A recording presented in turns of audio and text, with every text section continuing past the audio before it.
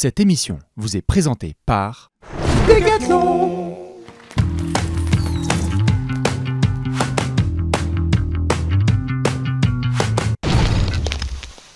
Top 10 des équipes qui ont le plus déçu all time. C'est lundi, Oui monsieur. meilleur jour de la semaine, qui commence donc à midi par un déjeuner tous ensemble avec un petit sujet vachement intéressant à travailler.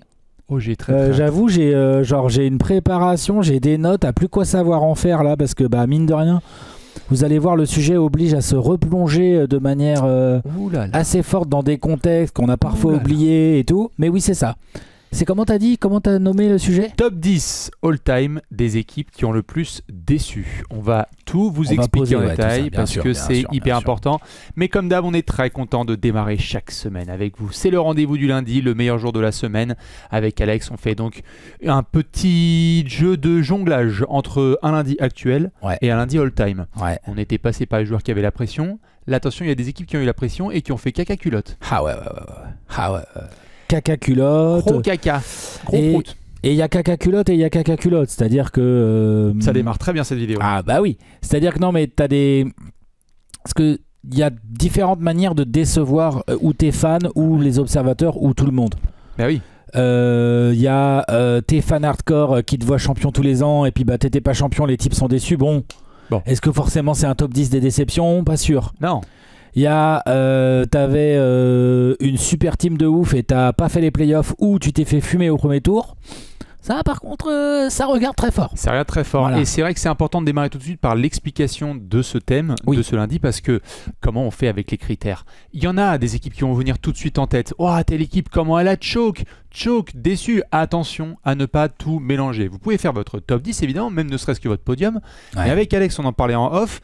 Attention, quand une équipe va en finale NBA, est-ce une si grosse déception ? Le résultat de la finale NBA peut être décevante. Le résultat peut être décevant, mais attention, peut-être qu'on va pas forcément mettre tout en haut des équipes qui ont quand même joué au mois de juin, quoi. En fait, voilà, c'est tout le truc. C'est-à-dire qu'effectivement, il y a des équipes ultra favorites qui n'ont pas eu la bague. Oui, c'est des déceptions, on va en parler, mais c'est des déceptions où tu es quand même bien obligé de te dire ok, donc les types ont quand même fait, je sais pas, n'importe quoi, 55 wins, et derrière ils sont allés en finale NBA, tu vois. Ah mais genre, il y a de la déception, mais est-ce que ça rentre dans un top 10 ? Ah ben on peut être très clair tout de suite, je te le dis, on en parlait tout à l'heure en off, les Warriors de 2016, cas d'école, tu remportes 73 matchs sur 82 et tu es à un match de remporter les finales NBA. Oui, le finish est décevant. Est-ce que c'est une équipe qui... octobre à juin a déçu ? Non. Donc, important à prendre en considération, évidemment. Et puis tu as le contexte au départ d'une saison. Est-ce que il y aura... Moi, j'ai pas mal d'équipes qui ont fait un peu de playoff dans mon top 10 des déceptions. J'ai quelques épopées qu'on aurait bien attendues mais qui n'ont même pas vu la gueule des playoffs. Ah, j'en ai une ou deux. Où t'es là, tu les sentais bien et puis en fait, c'est pas qu'ils jouent pas en juin, c'est qu'ils jouent pas en avril. Donc ça pique. Ça pique très fort. Alors évidemment, c'est aussi pour ça qu'on le fait en début de saison, ce top 10. Pourquoi ? Parce que on est en début là de campagne NBA et donc nos attentes sont hyper élevées. Vous le savez, on a fait les 30 plus en 30 jours ensemble. Et là, on a les conclusions hâtives qui ont eu lieu et on a toutes ces choses qui démarrent la saison. Donc forcément, l'idée c'est de se dire, là, quelles ont été les équipes où vous aviez des attentes de fou, mais les résultats ont été vraiment décevants. Ouais. Et donc, on va pouvoir se faire ce petit top 10, ma foi. Moi, j'ai très hâte, parce que on est sur du all-time. Avant ça, on fait des rappels, évidemment, vous le savez. Le lundi, ils sont avec nous et depuis fort longtemps, les poteaux de Decathlon, avec notamment la fameuse chaussure de Alexar, la Canaveral. Alexar ne fait pas partie des déceptions et les Wizards ne seront pas non plus dans cette vidéo. Alors, les Wizards ne seront pas dans cette vidéo parce que pour décevoir, faut qu'il y ait des attentes. Et ça, c'est cadeau. Et voilà, ça c'est cadeau. Ce qui est cadeau aussi, c'est le début de saison d'Alexa Sarr. Monsieur Waouh. Alors je sais pas, mais à mon avis, tu sais le gars qui y croit, les chaussures n'y seront pas pour rien. It's gotta be the shoes, Mars. Mais en tout cas, ça fait plaisir. Deuxième saison, Alex Sarr, il débarque, il dit bonjour. Alors, il y a combien de pivots ? Ah, c'est vrai qu'on peut les compter assez rapidement. Les pivots qui sont meilleurs que moi à l'Est, parce qu'en fait, il y a... Embiid. Non mais il y a... On va pas faire... Non mais il y a combien de pivots meilleurs qu'Alex Sarr à l'Est là sur ce début de saison ? Alex, il a de la motivation là, lundi midi. Il y en a pas des masses. Pas des masses. C'est très très fort ce que propose Alex Sarr et vous pouvez retrouver sa Il y a chaussure. Moussa Diabaté, Évidemment. ça se bat. C'est entre Français que C'est ça le se mec passe. Cocorico. La Canaveral 900 mètres qui est disponible évidemment, la chaussure signature d'Alex Sarr, vous l'avez en premier lien en commentaire de cette vidéo chez les poteaux de Decathlon, car oui, Decathlon est sur les parquets de NBA avec Alex Sarr et ça fait bien plaisir. On l'a ici en bleu. C'est une mid, effectivement. La dernière fois, j'avais dit que c'était une low parce que je m'étais fait avoir. Moi, je trouve que elle tient bien la cheville. C'est une mid qui est assez légère. Tout à fait. J'aime bien, ça c'est ma paire. Ça c'est la black, c'est la Ouais. tienne. Moi j'aime bien en black. Parce que j'aime bien ça en bleu c'est ma aussi, pointure et ça c'est la tienne. Voilà, c'est ça, exactement. Ah, c'est ta pointure ça? Non, je pense Putain. pas si. C'est combien ça? C'est grand quand même C'est ça? 46 cette affaire. Ah, 46 peut-être, ouais. Je vais voir. Bref, en tout cas, évidemment, il y a des grandes pointures. Hein, c'est les chaussures d'Alexandre Sarr. 46, tout à fait. Donc Merci. on l'avait présenté une fois le modèle en rose à la pointure d'Alex. Ah bah bien sûr. Donc ça, je sais pas où il est, mais c'était du 53. Bon, je l'ai pas loin, mais oui, il était assez épique. Et ouais, donc voilà, Canaveral bleu, Canaveral noir. Tout à fait. Voilà, si vous voulez faire des doubles-doubles, vous savez ce qu'il faut porter comme chaussures. Exactement, et cœur sur les copains Decathlon qui sont là les lundis avec nous comme d'habitude. Avant de démarrer les mentions honorables, obligé de poser une question parce que pour apporter beaucoup d'éléments et de discussions, il faut avoir le ventre plein. Alex, la question du peuple. Ce lundi, qu'est-ce qu'on mange? C'est vrai, c'est une bonne question ça. Qu'est-ce qu'on mange? Je pense que je vais faire simple. Je vais faire tomate farcie. Avec un peu de riz. Tomate farcie, tout le monde voit. Il y a une Bien tomate, sûr. t'enlèves l'intérieur, tu mets de la farce, tu mets au four. Très bien. Et puis un petit riz. Un petit riz tout simple. Ouais, c'est bien. Avec le jus un peu. Le jus, exactement. C'est bien, non? Ça J'aime marche beaucoup. tout seul, ouais. En plus, là, on est bien dans la C'est saison. pas très dur à faire, et puis c'est bon, puis c'est sain. Et c'est très très bon, Ouais. c'est vrai. Ceux qui savent bien faire les tomates farcies, c'est vrai que c'est très bon. Évidemment. Ma patrie du potimarron, c'est parti. C'est l'heure, là, on est bon. Là, C'est pas ma cam ça. Ah ouais? C'est pas mon légume ça. Moi, je me suis mis en mode potimarron. Là, on y va, là. Ouais. Mis au four, un peu gris. Vous pouvez les faire aussi un petit peu en petites lamelles, toutes simples. Ouais, au ouais, four, je vois, c'est je très vois. très bon avec un filet d'huile d'olive et un petit peu de sel.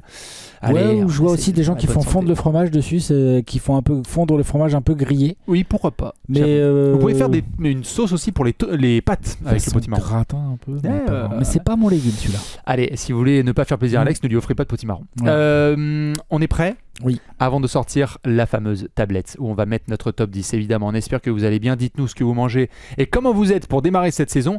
D'ailleurs aussi, dernier appel, balancez vos suggestions de sujets, puisque la semaine prochaine, on sera sur un actuel et après, on sera sur un all-time. Oui. Avant ça, une petite mention honorable. Ouais, j'en ai quelques-unes. Hein? Qu'est-ce qu'on a? J'ai des... Oui, par exemple, j'ai cherché, évidemment, pour préparer cette vidéo, j'ai cherché parmi les grosses équipes, ou en tout cas les gros joueurs, quand ils font des grosses saisons, celles qui se sont mal finies, ou qui ont été un peu décevantes, souvent au moment des playoffs et tout. J'en ai trouvé quelques-unes qui sont pas rentrées dans mon top 10. Par exemple... Et j'ai pas réussi à la rentrer, mais ah oui, merde. Vas-y, Tu crois que je vais te spoil? Vas-y, de toute façon, ça va dans ma tête. Celtics 2018-19. Merde, ok. Bon, j'en parle pas alors. Parfait. J'en parle pas. Attends, regarde, on va se faire un échange. Vas-y. Spurs 2011. Ah oui, j'ai rentré dans mon top 10. Ça. Voilà, donc tu vois, on se spoil tout de suite. Non, C'est alors très j'en bien. prends une, je pense pas que tu l'aies mis. J'ai cherché chez Jordan et chez LeBron. Chez Jordan, j'ai trouvé la saison 87-88, qui est une saison de fou malade de Jojo en individuel. Où on oublie quand même que, mine de rien, ils ont 50 wins, les Bulls. Ils ont le MVP, Deepoy, meilleur scoreur, meilleur intercepteur, machin de la ligue. Ouais. Et en playoff, ça se fait fumer en demi de conf. Alors, Pistons, 88. Je vous laisserai checker les Pistons de 88. C'est injouable, ça prend 4-1. Les Bulls, c'est sec, c'est vénère.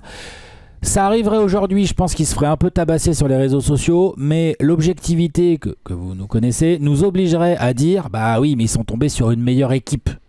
Tu vois. Donc je les rentre pas dans mes 10, mais clairement, par rapport aux attentes sur Jordan, à la régulière qu'ils font, c'est clairement une déception derrière ce qui se passe en playoff. Mais bon, c'est une déception qui s'explique très bien. Et qui tient la route, surtout qu'aujourd'hui c'est facile parce qu'on sait ce qui s'est passé après. Mais quand t'es sur le coup, c'est chaud. Tu sais pas Je pense qu'aujourd'hui, à l'époque du tout de suite, zéro nuance, je pense qu'on aurait eu vite fait de dire « Oh, Jordan, mort de rire, il state dans une équipe de merde. Merci. Il choque en playoff. » Super Paul George. Tu vois, non mais concrètement, tu vois ce que je veux dire. Faut faire gaffe. Je suis d'accord. Voilà. Moi, dernière mention honorable, évidemment, je ne savais pas quelle équipe des Suns mettre. Je pense qu'il y a beaucoup de gens qui vont se demander quelle équipe des Suns mettre parce qu'il y en a... Il y a du choix. 2-3. Ah, t'en as pas mis une seule? Mais j'en ai pas une seule. Bah c'est bien. Bah avec moi, on aura une moyenne, hein, une bonne moyenne. Et si on démarrait par un numéro 10, mon cher Allez, Alex, on y va. Top 10 des équipes qui ont le plus 10, déçu. Ah oui. all-time. Oui, bien sûr. Oui. Hop là.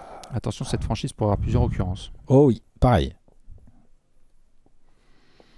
Ouf. Les Lakers de 2004 pour Alex et les Nets de 2014 pour Bibi. Ils sont dans ton classement, les Nets ou pas? Pas ceux-là. Oh, très bien. Alors j'en parle rapidement. Ah, les Nets y sont, mais pas ceux-là. Oh non, ça on peut en parler en détail même. Hein. Attention. J'en parle rapidement parce que les Nets de 2014, quel hype. Jason Kidd va être le coach. On a récupéré Kevin Garnett, Paul Pierce, Teron Williams. On a même Jason Terry qui s'est tatoué le trophée dans le biceps et tout. Brook Lopez, non, mais il y a des petits role-players bien sérieux. Hein. Ouais, cette équipe ne va jamais décoller. Alors, il y a des joueurs qui sont un petit peu vieux, hein, donc c'est compliqué de tenir. Mais c'est vrai que c'est une équipe qui n'ira jamais trop loin. C'est une équipe qui ne va même pas faire une très grosse régulière et qui va sortir en demi après avoir bataillé les Raptors au premier tour. Merci Paul Pierce, hein, qui essaie de se démener pour battre Grévis Vasquez et compagnie. Mais ça s'arrête en demi face aux Heat. Et ces Nets-là, j'étais obligé de les mettre en 10 parce que franchement, au moment où la saison démarre, ça fait 1 an que les Nets sont passés de New Jersey à Brooklyn. Il y a Jay-Z, il y a une hype. On est tous en mode let's go. Comme on vient de le dire, là, Jason Kidd, il passe de joueur des Knicks, il prend sa retraite à tout de suite coach des Nets, retrait de maillot, ça va être incroyable. Les seuls souvenirs qu'on a, c'est Jason Kidd qui prend un temps mort en faisant tomber un verre de coca. Hein, bravo. J'avoue. Paul Pierce qui essaye de trimballer cette équipe. Mais Paul Pierce, il est vieux, il fait plus rien. Il fait pas plus rien, mais c'est compliqué. Mais cette espèce de photo mémorable de Deron Williams, KG, Paul Pierce, Brook Lopez, John Terry, et les gens se disent genre wow, mais qui va arrêter ce 5 ? Ouais. Et ce qui est pire, t'as raison, parce que le pire là-dedans, c'est que ce qui est le plus décevant, ils se font sortir en demi de conf. Le résultat en lui-même est décevant, mais en fait, quand tu te remets dans le contexte, ils ont perdu contre le Heat, double champion en titre, en quête de three-peat. C'est pas du tout ce qui est le plus décevant. Mais la régulière, elle est dégueulasse. Pace lente. Bah oui, forcément, il y a que des grabataires dans ton équipe. Mais défense de merde et attaque mid. Donc au bout d'un moment, tu vois, c'est nul. Le ratio hype-résultat est un des plus élevés de tout mon top 10. Ouais. Vraiment. Les Nets, on se disait genre je pense, d'ailleurs, tu vas me dire, mais je vais peut-être dire un blasphème, on est au tout début de Trash Talk. On est en train de voir ensemble et je crois que tu as eu un pull des Nets à ce moment-là. Ouais, c'est possible. On m'en a offert. Tu sais, on t'a offert un pull des Nets. Moi, j'ai toujours bien aimé les Nets. Moi, j'aimais bien les New Jersey Nets. Mais tu sais, c'était la nouvelle DA des Nets et où tu portais le beau noir et tout. Et c'était censé être la hype. Il est dans l'armoire depuis. Et tu l'as ressorti, incroyable, mais vrai. Pour les previews. Ouais, alors pour les previews. Mais surtout pour, tu sais, la saison d'Angelo Russell, Kenny Atkinson. Ce qui était inattendu par rapport au nombre de Hall of Famer qu'il y avait là dans le. Non, c'est sûr que c'est une vraie déception. C'est une vraie déception. Alors, les Lakers, vas-y, parce que moi, je les ai dans le classement, évidemment. Alors, t'as les ceux-là ? Ouais. Ah oui. Oui, non, mais parce qu'il y a pour moi, j'ai même envie de dire, s'ils sont pas dans un classement, je suis pas loin de dire blasphème. Je sais pas. Franchement. Moi, j'ai une autre occurrence des Lakers, genre beaucoup plus haut. Ouais. Mais genre beaucoup plus haut. Ouais. Parce que, évidemment, qu'on pense à cette équipe tout de suite, 2003-2004, Shaq, Kobe, ils viennent de perdre en demi de conf contre les Spurs en 2003. Ils viennent de se faire bien claquer les fesses par Fisher 0.4, mais la série elle est perdue, c'est ça? Ouais, Duncan et compagnie qui... non, Fisher, là, c'est pour aller en finale 2004. Non, c'est l'année dernière, en 2004. Ils se font sortir par les Spurs en demi d'un énorme Tim Duncan qui claque la porte au Staples Center. Qui claque la porte alors que les mecs visaient le forever parce qu'ils avaient quand même fait un three-peat, Shaq et Kobe avec du gars autour. Donc là, s'énerve à Los Angeles, on fait venir Gary Payton, plus tout jeune, le Gary en 2003, et on fait venir le vieux corps de Karl Malone qui n'en peut plus, qui d'ailleurs pour la première fois de sa carrière se blesse. Qui à la fin de cette carrière, à la fin de cette saison va dire c'est bon pour moi, je raccroche, ras le cul. Mais je les mets qu'en 10 moi, parce que évidemment que les attentes, Énorme.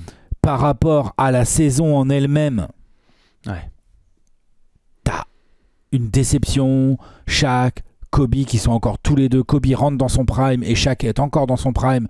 T'ajoutes Gary Payton qui est vieux mais encore sérieux. Malone va se blesser, ok, mais il y a d'autres joueurs autour et tout. Enfin bref, t'as une équipe qui fait une régulière tout à fait honnête et qui va en finale NBA. Moi, c'est pour ça que, évidemment que le résultat final, comme c'est pas une bague, il y a déception. Et puis il y a la physionomie des finales aussi.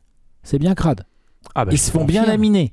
Ah ouais, Kobe c'est bon. est dégueulasse, le Shaq il fait ses stats, mais en fait quand tu regardes les matchs tu te rends compte que il pèse pas si lourd que ça, hein, sans mauvais jeu de mots par rapport à Shaq, et ainsi de suite. Ah, c'est Payton Ne vit pas. ne vit Bah, pas, Billups, c'est, ne s'exprime MVP final, pas, hein. il se fait manger quoi. Ouais. Payton, tu vois, voilà, en gros il y a les deux meilleurs arrières des finales sont pas des joueurs des Lakers, Ah, non, d'accord. donc ça pique. Ouais. Tu vois, voilà. Non, ça fait mal. Et les frérots, hein, c'est pas des vrais frères, hein, mais les frérots Wallace, ils s'occupent très très fort. Chez les Big Ben. Ouais, ils s'équipent très très fort de la raquette. Enfin bref, voilà, ils se font manger. Mais ça aurait pu arriver à d'autres très grosses équipes de se faire manger par ces Pistons-là, qui sont absolument injouables. Et en plus, bah, t'es quand même en finale NBA. Donc ces deux éléments-là amènent, oui, je suis déçu, et oui, je pense qu'ils doivent être dans mes 10. Ils sont très souvent classés très haut. Hein, Mais voilà, exactement. Moi, j'ai checké pas mal d'avis de gens sur les internets pour faire... Genre, je les ai trouvés beaucoup trop de fois, genre podium et tout. Je dis, alors doucement, ils sont quand même en finale. J'en reparlerai Voilà, beaucoup dans le plus podium. haut. Beaucoup plus haut. Hashtag beaucoup plus haut. Allez plus haut, comme dirait l'autre. Allez, on va passer en place numéro 9. Et moi, je vais rester dans cette belle conférence Est. Mais pour parler d'une autre équipe qui peut-être va être chez certains. Et je sens que ça va soupirer dans ma Celtics Nation de 2019. Et Alex va nous parler des Suns de 94-95. Alors, petit passage rapide par nos amis de Boston. Vas-y. Bon. Moi, donc, je les avais mis en mention. Des saisons décevantes de Boston par rapport aux attentes, on peut en trouver. J'ai voulu prendre cet exemple récent parce que faut rappeler le contexte. L'année précédente, c'est une année un peu particulière parce que c'est l'année où Gordon Hayward se blesse dès le premier match. C'est compliqué, mais cette équipe va quand même en finale de conférence. Ouais. Ils y vont avec John Tatum, avec Jaylen Brown, avec l'ancien basketteur reconverti en parieur sportif, Terry Rozier, avec plein de gens. En fait, on se dit, mais attends, mais si ce groupe, il revient au complet. Mais la hype en début de saison, Alex. Mais oui. Les Celtics, mais la hype en début de saison. Qu'est-ce qu'ils ajoutent pendant l'été? Mais ils ont Kyrie. Ouais. Oui, Tu alors vois, c'est ça aussi qui est fort. t'as Kyrie, Gordon Hayward, Al Horford, John Tatum, John Brown, encore Marcus Smart. Il y a plein de gars. Il y a cet effectif qui avait gagné, je crois plus de 50 matchs la saison précédente et donc va en finale de conférence. Je m'en souviens comme si c'était hier. Il y a des photos du line-up au Media Day et il y a des gens qui disent bon, qui va empêcher cette équipe d'aller vraiment jusqu'au bout, en tout cas jusqu'au final NBA. Personne. Et ils vont même pas être top 2 de leur division. Non. Même pas top 2 de leur division. Du drama dans tous les sens. Ça fait 6 mois qu'on en a qu'à Irving si finalement la terre elle est ronde ou elle est plate. On n'arrive pas à avoir de cohésion de groupe. Je vais te dire, elle est tellement décevante cette saison que Brad Stevens il va faire bon le coaching, vous me cassez les couilles, moi je vais monter au bureau. C'est terminé pour Brad Stevens. C'est un des derniers hurrahs de Brad Stevens avant de devenir management. La saison globale des Celtics, vraiment on se dit mais ce groupe là, il y a expérience, défense, taille. On se demande si Tatum et Brown, ça va pas être justement le futur. Ils vont pas pouvoir aller chercher cette espèce de groupe, mais vraiment tellement complet. Il y avait tout. On avait les excuses la saison précédente de manque de vétérans et blessure d'Hayward. Ils étaient en finale de conf.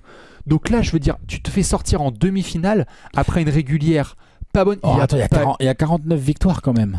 Largement en dessous des attentes. Oui, voilà. Largement en dessous des attentes. C'est-à-dire que tu fais moins bien que la saison précédente, et en régulière, et en play-off. C'est surtout c'est les Bucks qui les sortent de play-off. Ils sortent en demi face aux Bucks. Puis genre, c'est sale, c'est pas un sweep. C'est un 4-1, je crois, un truc comme ça. Bah, c'est sale, hein, ce qu'ils leur mettent. Hein. Ils se prennent très très sale, et en fait, c'est le moment où là, tu te dis, bon, bah en fait, tout le blabla qu'il y a eu autour de Kyrie, en fait, c'était toxique as fuck dans ce groupe. Et tous les joueurs qui en reparlent 5, 6, 7 ans plus tard dans les podcasts, ils reparlent des Celtics 2019, ils disent wow, on avait de quoi. Hein. Je veux dire, on voyait Rookie Tatum dunker sur LeBron et tout. On se disait, mais les gars, ils vont pouvoir aller trop loin. Ce groupe n'ira jamais loin. Il va être cassé. Et Kyrie va bouger ensuite dans une franchise dont on reparlera d'ici une demi-heure. Bien évidemment. Évidemment. Nos amis les Tout à fait. Alex, tu nous as mis, toi, nos amis les Suns. Ouais. 94-95. Aïe. C'est vrai que si vous allez regarder comme ça, sans mettre le contexte, que vous dites putain, qu'est-ce qu'il raconte Alex, 59 victoires, Bah ouais. ok, ça perd en demi de conf, mais ça perd de justesse contre les Rockets qui vont être back-to-back, hein, 4-3. Bah oui, mais au départ, c'est quand même en fait une déception. Parce qu'en fait, t'es sur la deuxième saison de retraite de Jojo. Tu as les Rockets qui sont effectivement champions en titre. Tu as plusieurs équipes à l'ouest. Ils sont pas bons en régulière, les Rockets. Mais même au départ de la régulière, tu as plusieurs équipes à l'ouest qui peuvent se dire genre les Spurs, les Rockets. Les Sonics dont on va reparler peut-être. Les Sonics dont on va reparler, exactement. Tu as plusieurs équipes à l'ouest qui se disent attends, déjà à l'est, il n'y a personne qui nous regarde. Personne. Ils sont gentils, le Magic, les Knicks ou quoi. Mais... Magic, Pacers. Et d'ailleurs, je pense que c'était plutôt vrai. Je pense que ces équipes de l'Ouest étaient vénères de ouf. Et les Suns font vraiment le taf en régulière, c'est vrai. Avec 59 wins, mais t'es que 3ème. Hein. Avec 59 wins, t'es 3ème de l'Ouest à l'époque. Hein. Je crois que Spurs et Sonics. Genre les Spurs et Sonics soit devant ou Utah. Utah doit pas être dégueulasse. Ça, c'est là aussi. Spurs et Utah. Ouais. Tout Utah à fait. 60 wins. Utah 60 wins, Spurs 62 wins et Sonic 57, juste derrière les Suns. Les Rockets n'en ont que 47, on vous a déjà raconté plein de fois. C'était déjà une jungle à l'ouest à l'époque. C'était une jungle de fous malades. On parle des Suns, Kevin Johnson, Charles Barkley, Dan Mayerley, enfin on parle de Suns bien lourd, bien sérieux, avec une attaque de fou malade, une pace, c'est pas une pace, c'est... Voilà. Premier tour, ça sweep les Blazers. Normal, easy, on va dire.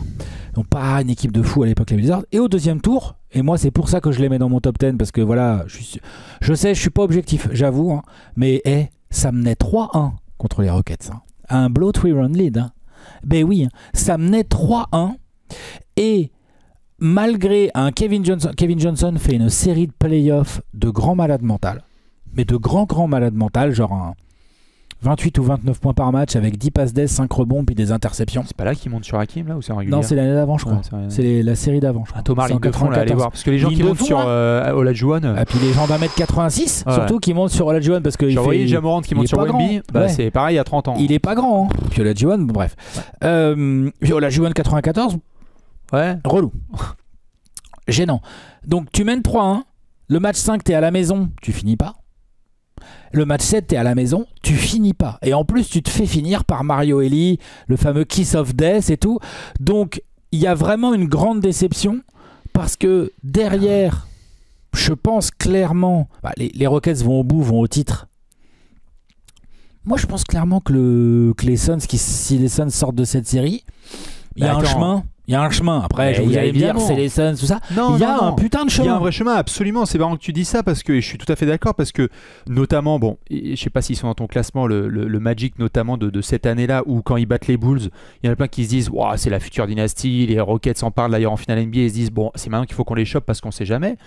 Les Rockets deviennent du coup la première équipe de l'histoire à être en dessous du seed 4 et à être champion NBA. Donc il y avait la place. Après, vous allez me dire, oui, le Shaq, sans pivot et tout. En fait, on n'est pas tout à fait sans pivot. Il y a quelques joueurs qui auraient pu gêner. Après, Shaq aurait fait des dégâts. Hein. Mais sur tous les autres postes. Orlando, il faisait la teuf tous les jours. Ouais, et puis Orlando, au fait, qui fait jouer une pace de malade, je pense que face aux Suns. Voilà. Et un peu plus d'expérience aussi côté Suns. Il y avait vraiment un truc à faire cette année-là, d'où ma déception. Et puis surtout, en demi-finale de conf, tu mènes 3-1, t'as le Game 5 et le Game 7 à la maison. Tu me finis pas ça. Est-ce que c'est ton équipe des Suns la plus décevante pour toi? Tu veux dire dans mon... Bah non, j'en ai une autre plus haut dans mon classement. Ah, t'en as une autre? Ouais, j'en ai une autre plus haut dans mon classement. Je veux savoir si t'étais généreux en Phoenix aujourd'hui. Ouais, je suis généreux aujourd'hui. Non, j'en ai une autre plus haut. Bah, celle-là, tu vois, je la mets que 9ème parce que faut pas exagérer non plus. Il y a une grosse régulière et tout, mais... Je comprends. T'as des fenêtres comme ça. T'as des fenêtres comme ça. C'est très Suns. Bah d'ailleurs. Il y a une fenêtre et puis bah tu t'engouffres pas dedans. Bah d'ailleurs, Barkley va porter plus qu'une saison le maillot et puis après, il se casse. Voilà. C'est la fin d'une page énorme. Ouais. Allez, on va passer en place numéro 8. Qu'est-ce que j'ai mis en 8? Qu'est-ce qu'on a mis en 8? Ah bah là, moi... Qu'est-ce que j'ai mis en 8? Aïe. Là, on va commencer à rentrer dans les équipes qui... grosse régulière, mais cacaproute en début de playoff. Mavs 2007. Hein. Spurs 2010-11. Aïe. Qu'est-ce qu'ils m'ont fait mal, ceux-là? Ouh, moi aussi, tu vois. Pourtant, je suis pas fan des Spurs. Mais moi là, j'ai ressenti la déception. Oh là. Bravo Memphis. Hein. Bien sûr. Bravo Memphis. Ah, on parle de playoff, hein, qu'on soit bien clair. La déception vient du fait que ça tabasse la régulière. Ah oui. Tabasse fort. Et en plus, ça vient du fait qu'on est sur... Tu me corriges si je dis de la merde, mais on est sur la première ou l'une des toutes premières saisons de switch en philosophie de jeu de la part de Greg Popovich et des Spurs, où tu passes très rapidement, on était tous surpris à l'époque, alors on pouvait pas voir tous les matchs comme aujourd'hui, machin et tout, mais on était tous surpris par le switch, genre t'étais passé comme ça, là, Popovich a dit bon, à partir de maintenant on sera une équipe offensive. Voilà, c'est terminé, on va jouer plus vite, on va prendre plus de 3 points, on va driver, puis on verra en défense. Ça reste une bonne défense, mais c'est surtout une attaque de fou malade. Et Matt Bonheur. Matt Bonheur, le meilleur sniper à 3 points de la saison. Tony, Manu, comment il s'appelait Gary Neal. Gary Neal, enfin bon voilà. Donc très bien, vous avez Richard Jefferson aussi cette année-là, non? C'est cette saison-là, je crois que vous avez Richard Jefferson qui sort du banc ou même qui est titulaire parfois. Ça, ouais, non, exactement. Bah tiens, ça se confirme. Ça me fout le seum. 61 victoires en régulière et t'arrives pas en play-off pour te faire fumer par les Grizzlies dès le premier tour. C'est un 1-8. Alors, on va commencer aussi à rentrer dans #soyons précis. Je me souviens comme si c'était hier de cette protection au coude qu'a Ginobili parce qu'il se blesse. Il se blesse. Et à l'époque, tu peux dire que Duncan Ginobili, qui est le meilleur joueur des Spurs, s'il est argentin, il n'y a pas de problème. Il est énorme, mais il se blesse au pire moment et ça arrive. Hein. Il se blesse au pire moment, il joue 5 des 6 matchs quand même. Donc il est blessé, mais il est encore en capacité de jouer. Richard Jefferson, hein, putain, ouais. Oh là là là. Il est là, hein. C'est bien ça. Hein. Il y a George Hill aussi, ouais, c'est ça. Ouais. George Hill, Matt Bonheur, Deron Blair, Gary Neal. Non, mais cette équipe des Spurs produit un joueur offensif de malade mental. Et en demi de conf, deuxième attaque, ils vont tomber sur les ours. Tu vois, c'est ça, deuxième attaque de la ligue. Ils vont tomber sur les ours de l'ours en chef, Zach Randolph. Zibo, qui va faire une chanson aux Texans. Bah ouais. L'autre. Et Shane Battier. Qui est papa de gauche pour Zach Randolph. Enfin, Shane Battier, super. Shane Battier, où qu'il aille, ça gagne. Marc Gasol, il envoie du bon gros double-double bien sale. Mike Conley, pour les plus jeunes, allez checker parce que c'est pas celui que vous connaissez des Wolves là. C'est une autre chanson aussi. Hein. Ouais, c'est ses débuts aussi, il est jeuneau, mais c'est. Il est jeuneau, mais les Tony et Gary Neal et tout, ils passent pas une bonne série. C'est pas si simple en fait. Et t'ajoutes à ça des joueurs comme Tony Allen qui fait du très bon boulot défensif, du O.J. Mayo. Tu te souviens d'O.J. Mayo qui sort du banc? N'empêche que ces Grizzlies là fonctionnent et vont vraiment faire subir aux Spurs un gros upset et que moi je trouve que ça rentre dans mon top 10 des déceptions dans le sens où franchement ça arrive aujourd'hui mais c'est en majuscule dans tous les sens. Mais qu'est-ce qu'ils ont foutu? Attends, ils ont dominé l'Ouest et tout machin. Oui. Ils se font upset comme ça au premier tour. Déception de malade. Je suis d'accord. Et pour autant j'ai envie de poser la question à mes fans de longue date ou de la Spurs Nation.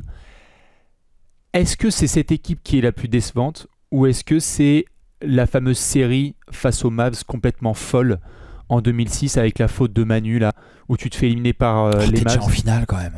En finale de con, je veux dire, pardon, excuse-moi. Je crois que c'est une demi. C'est une demi. Je crois que c'est une demi. Je suis quasi. C'est peut-être une demi. T'as raison. On l'a fait en série de l'été cet été. Et je crois que c'est une demi. T'as raison parce que c'est les Suns en finale de conf. Et en fait, il y a juste le truc de il n'y a pas de blessure. En fait, la blessure de Manu, elle est terrible, elle arrive à ce moment-là. On va reparler de certaines équipes qui ont des blessures, mais qu'est-ce que j'étais déçu. En fait, le truc, c'est qu'en 2006, les Mavs, ils sont ultra chauds. Je dis pas que les Grizzlies, ils sont pas chauds. Hein. Je dis juste que normalement, tu dois gagner cette série. Tu chopes le mauvais adversaire au moment. Ouais, voilà, c'est ça. Oh bah tiens. Je sais pas si Dallas est dans ton top 10. Oh bah ils sont. Bah tiens, voilà. Bah, j'en reparlerai dans une heure. Voilà. Ah oui. Oh là là là là là là là là là là. Pas dans une heure, mais pas tout de suite. Je le fais très rapide parce que Alex en reparlera, mais nos amis les Mavs, 67 victoires en saison régulière. MVP Dirk Nowitzki. En tongue, qui va chercher son trophée en tongue. Les larmes du costard Mark Cuban qui lui tape dans le dos. Parce que oui, un des upsets les plus retentissants de l'histoire de la NBA, c'est We Believe. Ce sont les Warriors qui n'étaient même pas sûrs d'aller en playoff, mais qui sentaient que les Mavs, sur les affiches de saison régulière, c'était pas mal. Et allez, on y va. Et Monta Ellis, et Baron Davis, et on en a parlé pendant des heures et des heures. Mike Stephen Jackson, Andres Bidrins, Mike Pietrus qui joue 5 à Larrington. Voilà. Ces Mavs vont s'écrouler en 10 jours. En 10 jours. Tout le travail qui est fait pendant 8 mois s'écroule en 10 jours. Et tu es une équipe qui ne fait pas 67 victoires là comme ça, basée sur un aliment de planète. Hein.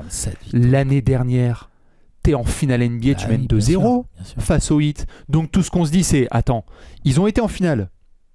Ils viennent de remporter 67 matchs de régulière. Qui va les affronter à l'Est? Ah bah ils passeront même pas un premier tour. Et en plus derrière, bah t'avais le Utah de Kirilenko et Carlos Boozer et Deron Williams en demi. Ils ont tapé les Warriors. Ils ont tapé les Warriors. D'ailleurs ce Utah là. Hein. Bah ouais, mais bon, il y avait de la place. Il y avait de la place. Je te laisserai en reparler, mais les Mavs, obligatoire de les avoir dans les 10. Quelle déception. Ah ouais, terrible. Je suis d'accord. Terrible. Place numéro 7. On en est où? Ah oui, on est là. Oh là, moi je vais me régaler. Je me permets une petite comment dire? En cartade. Ouais, voilà, ouais. Tu te mets une wildcard en plein milieu du top 10? C'est pas une wildcard, mais c'est pas tout à fait une saison, quoi. Limoges 93. Et allez, le Thunder 2018 pour Bibi et les Clippers de Kawhi. Voilà. Bah, alors. Allons-y, disons, entre 2022... Quelle saison je prends? On va dire que c'est là. Moi, j'en ai une. C'est entre 2022 et 2025. J'en ai une, c'est beaucoup plus haut. Des Clippers? Ah ouais. Bah moi, j'ai hésité, en fait. Ah, t'inquiète pas, j'ai pas d'hésitation. Voilà, la 12-13 on verra. Mais oui, moi j'ai hésité. Il y a un peu de choix. Hein, les Clippers, en termes de lose et de déception, ils sont. Ouais, ils sont... Si les Clippers ce sont sont pas dans, sérieux. voilà, si les Clippers sont pas dans oui, vos 10, oui. Après, vous choisissez. Hein, il y a à bouffer au buffet. Hein. En fait, les Clippers de Kawhi, peut-être pas tous les Clippers de Kawhi, il arrive en 2019 quand même. Mais disons que 2022-23, 2023-24 ou 2024-25, vous avez le choix. À chaque fois, vous avez des régulières avec. Ça vaut ce que ça vaut, mais vous avez des régulières d'assez bonne qualité. Comme l'année dernière où on se dit putain, les Clippers, la dynamique de malade et tout, premier tour. Ça fait 3 ans de suite, hein, mine de rien là. 23, 24, 25, playoff, premier tour. Et en plus, on a des régulières qui, comme je l'ai dit, sont quand même au final, au résultat comptable de bonne qualité, mais avec des hauts, des bas, des blessés, des machins, on sait pas trop et tout. Comment ils jouent, on constate de l'irrégularité. James Harden, les efforts, ils sont où et Kawhi, est-ce qu'il y a une bonne ambiance, gna, tout ça. Enfin, les Clippers, quoi. Et vraiment, c'est décevant. Et j'étais pas si loin que ça de les faire entrer dans mon top 5, mais c'est vrai que j'avais oublié une ou deux équipes. Ah non, d'ailleurs, c'était... Non, c'est pas 6, c'est 7. J'ai mis 6. C'est 7. J'ai mis 6 sur ma tablette, je corrige tout de suite. Je t'en prie. C'est 7. Mais j'étais pas si loin que ça de les faire entrer dans mon top 5. Mais vous voyez, hein, on est quand même sur un top 10 de qualité où en fait ils ne sont que 7e. Puisque j'avais oublié quelques clients. Oui. Quand je les avais mis sur mon podium et ces clients sont arrivés, j'ai dit ah bah non, effectivement, respect. Pardon, allez-y monsieur. Je m'incline. J'avais oublié que vous aviez réservé votre place. Clippers, je pense que le plus décevant, j'hésite l'année dernière. Oh t'inquiète, je l'ai. La 24-25. Non, t'inquiète, je l'ai. Ok, bah je te laisserai en parler. Ouais. J'ai une bonne saison qui va te rappeler des bons souvenirs. Ouais, ok. Le Thunder de 2018. Vous pouvez choisir le Thunder. C'est avec Melo. Alors. C'est avec Melo. Le Thunder. On vient de passer le drame de 2016 avec l'été de Kevin Durant. Bon, allez, direction Golden State. Oui. La saison en triple-double de Russell Westbrook. Une saison comme on n'a jamais vu 2016-2017, donc la précédente. MVP. On n'a jamais vu ça depuis Oscar Robertson. Il fait ça avec Victor Oladipo et quelques clowns. On va voir ce que ça donne. Transfert. Le Thunder de Sam Presti dit il faut qu'on améliore l'effectif autour de notre Brody. Ouais. Paul George débarque. Ça y est, on l'a le two-way player qui va être dans son prime. Et en plus de ça, Carmelo Anthony. Bon alors là, la hype. La hype autour de ce Thunder. Mais attends, t'as littéralement Westbrook qui vient d'être MVP. Tu ajoutes Paul George, qui était une star à Indiana. Qui va d'ailleurs nous pondre une saison... Correct, mais c'est la suivante où il est candidat en MVP, en podium. Mais la saison de 2017-2018... Mais tu t'as à peine démarré qu'il y a Carmelo Anthony avec son Audi qui dit « Moi, en sortie de banc ?» Comment ça? Pardon? Non mais Foutez ma gueule. Non mais après pour certains, et c'est marrant parce que j'en parle avec Alex en off, peut-être que pour certains le Thunder le plus décevant c'est Damian Lillard, bad shots à Portland en 2019. Mais moi c'est 2018 parce que tu te souviens par qui ils se font sortir au premier tour? Par le Jazz du rookie de Donovan Mitchell qui explose à la face des playoffs. De Joe Ingles qui fait coucou Paul George. Ouais, je suis plus fort. Je suis plus fort. Je te mets des taquets pendant 2 semaines. Joe Ingles qui rentre dans la tête de Paul George. Carmelo qui peut pas exister. C'est une horreur pour ce Thunder de Billy Donovan où en fait c'est mort. Ce Thunder là, les attentes étaient énormes. Au Media Day, les pauses des 3 là, Melo, Paul George et Russell Westbrook. En gros, les questions c'est simple, c'est qui peut stopper ce trio? Tu sais qui stoppe ce trio? Vas-y. Donovan Mitchell, Ricky Rubio et Joe Ingles. Fin de la blague. Il y a quoi? Il y a Rudy et Derrick Favors. Je crois qu'il y a Derrick Favors, bien sûr. Je crois qu'il y a Rodney Hood encore qui est sous le capot. Enfin, c'est vraiment, pour le coup, c'est une déception absolue. Et si vous voulez, après, ça se reprend la saison suivante parce qu'il y a Paul George qui est énorme et ils se font sortir au premier tour. Mais il y a des blessures à ce moment-là. Tu sais, Paul George, il a une épaule en moins et il n'y a plus Carmelo. Mais franchement, la saison avec Melo, Paul George et Westbrook, attente de fou, déception de malade. C'était atroce. Et d'ailleurs, ça durera qu'un an, puisque après Paul George, même si on a eu la prolongation, ça va se barrer direction une franchise dont je reparlerai pareil dans un quart d'heure. Mais le Thunder, terrible. Thunder 2018, terrible. C'est vraiment, c'est le truc, c'est 48 victoires. Hein. C'est-à-dire que la saison précédente, ils en font 47. C'est Westbrook qui fait entrée plat dessert avec Oladipo. Non, c'est infernal. On va passer en place numéro 6. On va passer en place numéro 6, tout à fait. Et là, je vais noter tout de suite. Hop là. J'étais en train de faire une petite vérif. Alors moi, ça va être assez rapide parce que tu en as déjà parlé. Mais impossible de ne pas les avoir dans les 10. Et je comprends si certains les mettent dans le podium. Alex nous parle des Nets de 2021-22 et je parle de nos amis les Lakers de 2004. Alors, tu as été très complet sur les Lakers 2004. Juste là où moi je les mets un petit peu plus haut, c'est que, pareil, moi à ce moment-là, Alex, j'ai 14 piges et je lisais des magazines de basket parce qu'à l'époque, il n'y a pas les réseaux sociaux. Oh putain, s'il y avait eu les réseaux sociaux. Je te confirme. À ma gauche, là, parce que vous voyez pas, il y a un pépère qui est peut-être en train de bosser avec les 11 sur des trucs des Lakers de 2004, etc. Quel merdier! Mais quel merdier! Mais quel merdier! Alors oui, en effet, tu vas en finale NBA. Et oui, en effet, il y a des blessures sur Malone. Mais de quoi on parle? Il y a 5 Hall of Famers. Il y a apparemment le meilleur coach de tous les temps, Phil Jackson. Il y a Shaquille O'Neal. Il y a Kobe Bryant. Il y a Gary Payton. Il y a Karl Malone. Moi, à ce moment-là, et je veux bien les souvenirs des gens qui s'en souvenaient à cette époque, ce que je lisais, c'est est-ce que cette équipe va faire la plus grande saison de tous les temps? Mais c'est ça le truc. Les mecs, ils viennent de faire un triplé, ils se font arrêter par les Spurs et ils disent on va retaper du poing sur la table et on va fracasser tout le monde. Et puis ils peuvent plus blairer Shaq et Kobe. Mais c'est un enfer. Et oui, en effet, j'aime bien le respect que tu mets sur les Pistons de 2004 parce qu'ils sont énormes. Mais attention, c'est les Pistons de 2004. Alors, avec tous mes respects. Ils sont énormes quand même. Ils sont énormes, mais ils n'ont pas de joueurs hype franchise player, mais ils sont énormes. Il y a 5 Hall of Famers en face. Il y a 5. C'est même pas une série de finale NBA qui est ultra serrée où ça se passe très bien. Non. Mais c'est quand même des finales, quoi. Moi, c'est pour ça que j'arrive pas à les mettre si haut. Mais on avait dit 4 Hall of Famers, une conférence de presse comme on n'en a jamais parlé, les photos avec Malone, Payton, Kobe et Shaq, avec Phil Jackson derrière. Les mecs, ils se disent, mais en gros, c'est peut-être la meilleure équipe des Lakers de tous les temps qu'on va voir. Ah bah non, c'est une des plus grosses déceptions de tous les temps. C'est top 6, si vous les mettez 10 ou si vous les mettez 2 ou 1, j'ai aucun problème. Mais alors ne pas les avoir, trop décevant. Cette équipe-là n'a pas eu de bail. Non. Et elle a duré qu'un an. La déception est tellement totale. Dégage. Malone, il va carrément raccrocher, comme je disais. Et Payton, je crois, il va au Celtics. Absolument. Genre, et ça, c'est bon. Et Shaq, il prend le pistolet à eau, il va à Miami. Ouais. C'est là, ça explose Puis personne veut rester. En 8 mois. Puis Malone et Kobe, savoir s'il y a des histoires hors terrain et tout. Là, il y aurait eu Twitter à l'époque. Ah bah laisse tomber. Drama sur drama. On rentre dans le top 5. Puis Jackson, il va écrire un bouquin. Enfin bref. Ah oui, oui c'est ça. La chute. Toi, tu avais qui, pardon? Oui, pardon, numéro 6. Les Nets de 2021-22. Il y avait un peu de choix. J'ai pris les Nets de 2021-22 parce que je trouve que ce sont ceux qui symbolisent le mieux le merdier qu'il y a eu au début des années 2020, après la très belle reconstruction orchestrée par Sean Marks, D'Angelo Russell, Brook Lopez, machin, Kenny Atkinson, nanana et tout. Il y a changement en 2019 où ça récupère KD qui peut pas jouer toute une saison, ça change, ça met Steve Nash au coaching et tout. Ouais. Et les 2021-22, vraiment, il y avait les 2020-21 qui sont aussi, mais 2020-21, tu vas quand même en demi de conf. C'est un peu mieux. Et surtout, j'ai pris la 2021-22 parce qu'ils sont sweepés au premier tour. Elles se prennent 4-0 par les Celtics. Voilà, ça c'est fait au moins. Voilà. Les Celtics 4-0, extrêmement sale défensivement.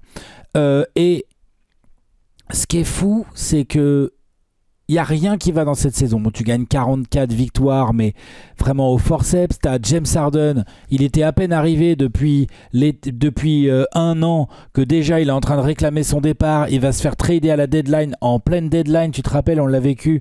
ici, je crois, en direct d'ici, hein, ou d'ici, Enfin, ou c'est peut-être chez toi encore. Ouais. Je sais pas, 2022, faudrait qu'on regarde. Si, attends, je te confirme que c'était dans mon ancien Ouais. appart. Ça fait pas 3 ans qu'on est là? Non, parce que, alors si, mais en même temps, je me souviens très bien parce que c'est la même deadline de Porzingis aux Wizards Peut-être, ouais. avec Dallas. En tout cas, on le vit en direct à la deadline, il y a des rumeurs et tout. Il y a Ben Simmons quand même qui arrive au Nets. Faut voir à 3 ans plus tard, la catastrophe qu'est ce trade, mine de rien. Moi, à l'époque, j'étais là genre, pas si mal, les Nets. Ils ont réussi à tirer une contrepartie quand même. En fait, c'est une catastrophe. Derrière, tu grattes et tu vas en playoff et tu te fais sweeper au premier tour, alors qu'à la base, t'étais censé être une super team avec Kevin Durant, Kyrie. T'avais les role-players autour, t'as cassé ce pool de role-players autour et de pics de draft pour rajouter James Harden pour céder à des caprices de stars en fait. Et du coup, tu t'es fait complètement niquer. Oui, il passe pas par le play-in et il y a les fans des Nets qui chantent We want Boston, clap, clap, clap, Bien, clap. ouais. Genre, Ça ils veulent passe Boston au premier tour. Ça passe peut-être par le play-in, t'as raison, parce que ils sont 7e de l'Est. Ouais, c'est possible. Ouais, c'est possible, t'en bouges pas, je peux vérifier. Ils sont 7e, j'ai vérifié. 44 victoires sous Steve Nash. 38 défaites, 43 victoires. Bref, et en playoff, tu te fais démater. Tu te fais défoncer parce que t'as pas de ride, parce que Kevin Durant, il arrive pas à bien attaquer avec des bons pourcentages comme il a l'habitude sur la super défense des Celtics, parce que Kyrie Irving, mine de rien, les Celtics ont dit ah ouais, t'as piétiné notre logo toi ? Ok, on va s'occuper de ta bouche. Et effectivement, Kyrie, c'est pas sa meilleure série de playoffs. Il démérite pas, hein. Et autour, comme t'as perdu beaucoup de role-players, t'y arrives pas. Claxton est encore trop jeune. Enfin bref, ça marche pas. Tu te fais défoncer 4-0. Pour moi, c'est une immense déception. Cette saison entière est une immense déception parce que déjà, il y avait eu ce trade avant pour faire venir James Harden et l'équilibre était chelou. Les playoffs d'avant, James Harden qui se fait la cuisse avant de jouer les Bucks. Voilà, tout ça, ça se finit mal. Mais j'avais pas envie de mettre saison là parce que ça se finit quand même au Game 7 et ça se joue à 1, ça se joue à ça. Tu vois, cette saison est intéressante, mais il y a de la déception. Je trouve que c'est la suivante est encore pire puisqu'on se dit ok, là ils ont appris. Là, ils sont ensemble. Il y a tellement de blessures. On a trop envie de voir le Kyrie, KD, Harden ensemble. On l'a pas vraiment. On l'a un peu vu, mais très peu. Il n'y en a pas un qui joue plus de 55 matchs. Non, mais c'est une déception du coup. Et puis il y a Harden qui demande carrément à se casser. Enfin, l'enfer. Parfait. T'es pas loin de mon top 5. Justement, on va rentrer dans le top 5. Alors là, je ne pense pas qu'ils seront dans ton top 10, mais je voulais créer un petit peu la discussion. Parce que objectivement, si on ne prend pas en considération ce qui s'est passé par la suite, c'est quand même une belle déception. Alex, en place numéro 5, tu nous as mis les fameux Mavs de 2007 et j'ai mis le Heat de 2011. Ah oui, non, je les ai pas mis. Pour faire rapide, moi s'il y a des gens qui me disent, sur le même argumentaire là, que tu m'as dit pour les Lakers, ils sont allés en finale NBA, ok, ils sont deuxième de la conférence Est, pourquoi pas. Mais je mets encore moins le Heat de 2011 que les Lakers 0-3-0-4 mois. Et j'entends. Par contre, je veux pas qu'on occulte ce qui s'est passé après, c'est-à-dire il y a 2 titres en effet, c'est très très bien. Tu as démarré la saison avec une fête foraine. On va en gagner pas 1, pas 2, pas 3, pas 4, pas 5, pas 6. Et là, tu te fais fumer en finale. Et avant ça, t'es en régulière. Alors ça va bien décoller par la suite, mais au début de la régulière, attention, les coups d'épaule de LeBron sur Expolstra, les joueurs qui pleurent dans le vestiaire, Expolstra qui dit il y a des gars qui sont en train de chialer, tous les matchs qui sont observés où le Heat n'arrive pas à finir. Après, ça décolle un petit peu. Bon, ils sont quand même derrière les Bulls, hein. La fameuse équipe qui doit tout écraser. C'est les Bulls, la meilleure équipe de l'Est à ce moment-là. Ouais. En play-off, ça se passe bien. Et puis après, quelle équipe a par exemple le plus déçu en finale NBA sur ces 25 dernières années que le Heat de 2011 ? Attention.